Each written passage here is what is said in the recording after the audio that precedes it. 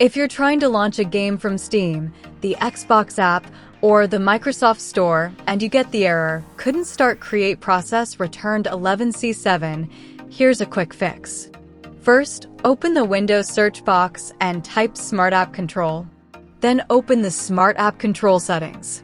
If Smart App Control is turned on, temporarily turn it off and click Yes to confirm.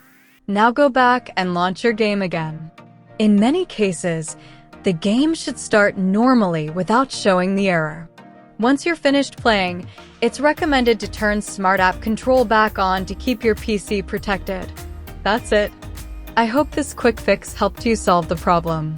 If it did, don't forget to like the video and subscribe for more gaming and PC troubleshooting guides. Thanks for watching.